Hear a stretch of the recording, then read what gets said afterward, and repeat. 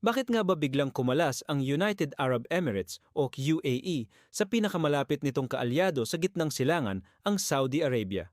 Para itong isang blockbuster movie na biglang nagkaroon ng major plot twist. Isipin nyo, for a long time, para silang magkapatid, laging magkasama sa mga desisyon at aksyon sa rehiyon. Pero ngayon, parang may lamat na ang kanilang samahan. Ano ba talaga ang nangyari? Tara, alamin natin ang buong kwento. Ang relasyon ng Saudi Arabia at UAE ay matagal nang nakabase sa mutual interests. Pareho silang malalaking oil producers, parehong mayayaman, at parehong may malaking impluensya sa Middle East. Ang dalawang bansa ay pinamumunuan ng mga makapangyarihang royal families, ang House of Saud sa Saudi Arabia at ang mga sheikh sa bawat emirate ng UAE. For decades, sila ang tinaguriang twin pillars ng Gulf Cooperation Council o GCC, isang political and economic alliance ng 6 na bansa sa rehiyon. Sila ang nagtutulak ng mga polisiya at madalas kung ano ang gusto ng Saudi, sinusunod ng UAE at vice versa. Ang pinakamatibay na ebidensya ng kanilang alyansa ay ang kanilang military cooperation. Noong 2015, nang magsimula ang civil war sa Yemen, magkasama silang naglunsad ng isang military intervention para suportahan ang gobyerno laban sa Houthi rebels. Ang Saudi Arabia ang namuno sa koalisyon at ang UAE ang naging pinakaaktibong partner nito. Nagpadala sila ng libu-libong sundalo at nag-invest ng bilyon-bilyong dolyar sa giyera. Para sa labas, mukhang solid na solid ang kanilang samahan. Pero sa likod ng mga kamera, may mga senyales na pala ng hindi pagkakasundo. Isa sa mga unang senyales ay ang pagkakaiba nila ng diskarte sa Yemen. Habang ang Saudi Arabia ay nakafocus sa paglaban sa mga Houthis sa Hilaga, ang UAE naman ay may sariling agenda sa Timog. Nag-train at sumuporta sila ng mga local militias tulad ng Southern Transitional Council o STC na ang layunin ay ihiwalay ang Southern Yemen at magtayo ng sarili nilang bansa. Dito pa lang, makikita mo na ang conflict of interest. Ang Saudi ay para sa isang unified Yemen, habang ang UAE ay pasimpleng sumusuporta sa secessionist movement. Dumating ang taong 2019 at dito na nagsimulang maging obvious ang lamat.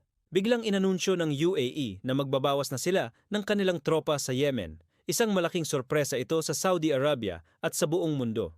Sabi ng UAE, gusto nilang magfo-focus sa peace-first strategy at diplomatic solutions. Pero para sa mga analysts, ito ay isang malinaw na pagdistansya mula sa giyera na naging sobrang magastos, pareho sa pera at sa reputasyon. Nakita ng UAE na walang malinaw na katapusan ng laban at ayaw na nilang masangkot pa sa isang quagmire. Basically, sinabi nila sa Saudi, kayo na ang bahala diyan. Pero hindi lang Yemen ang issue. Mayroon ding economic competition sa pagitan nilang dalawa. Ang Saudi Arabia sa ilalim ni Crown Prince Mohammed bin Salman o MBS ay naglunsad ng Vision 2030. Ito ay isang ambitious plan para i-diversify ang kanilang ekonomiya at bawasan ang pagdepende sa langis. Gusto nilang maging isang global hub for business, tourism, and entertainment.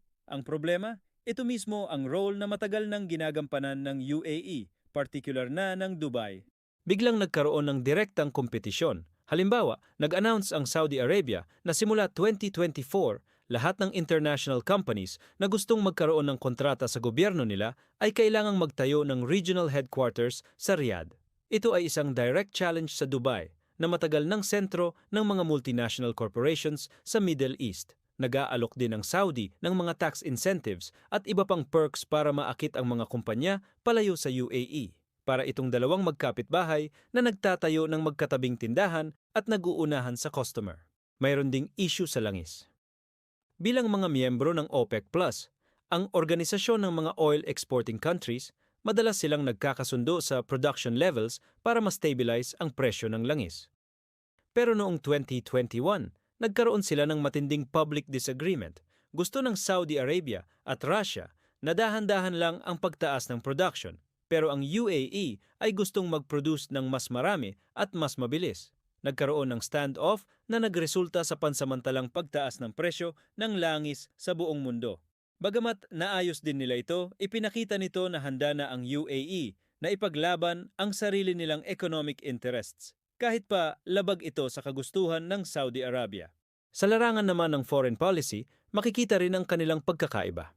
Ang UAE, sa ilalim ng kanilang leader na si Sheikh Mohammed bin Zayed Al Nahyan o MBZ, ay naging mas pragmatic at independent. Isang malaking halimbawa nito ay ang Abraham Accords noong 2020. Dito, ninormalize ng UAE ang kanilang relasyon sa Israel, isang hakbang na ikinagulat ng marami sa Arab world.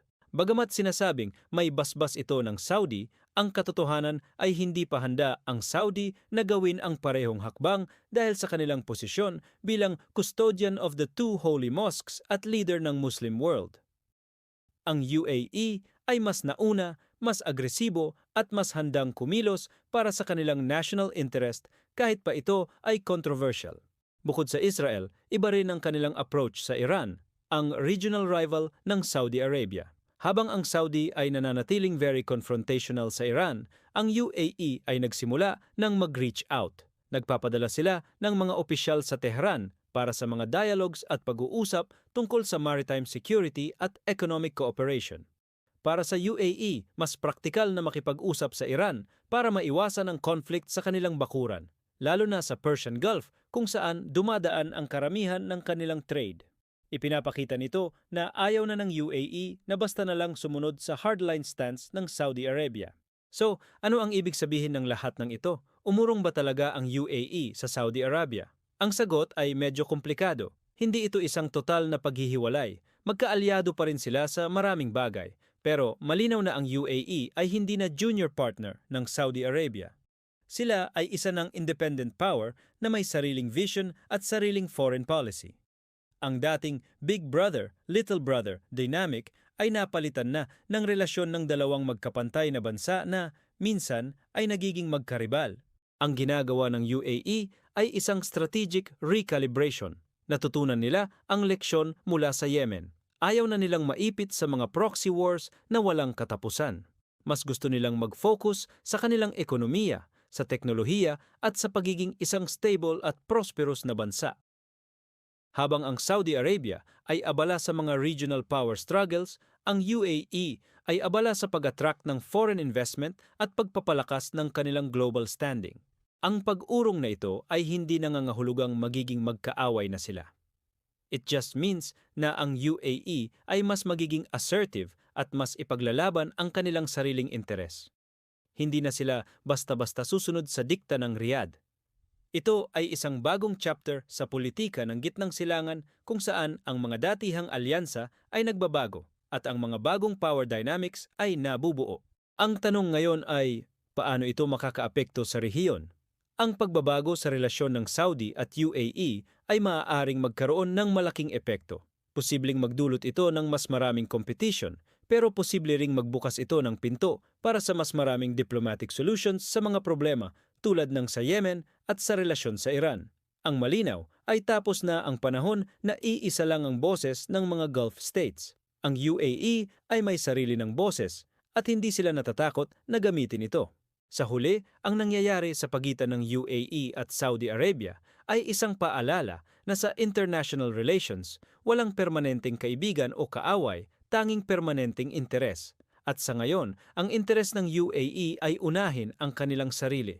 Naghahanap sila ng sarili nilang landas kahit pa nangangahulugan ito na kailangan nilang lumayo ng kaunti sa kanilang dating pinakamalapit na kaibigan. Ang bromance ay maaaring nag-cool down, pero ang kwento ng dalawang higanteng ito sa gitnang silangan ay malayo pa sa pagtatapos. Salamat sa panonood. Kung may natutunan ka sa video na ito, huwag kalimutang mag-like, share at mag-subscribe sa aming channel para sa mas marami pang ganitong content. Mag-iwan din kayo ng comment sa ibaba kung ano ang inyong opinion sa isyong ito. Hanggang sa muli,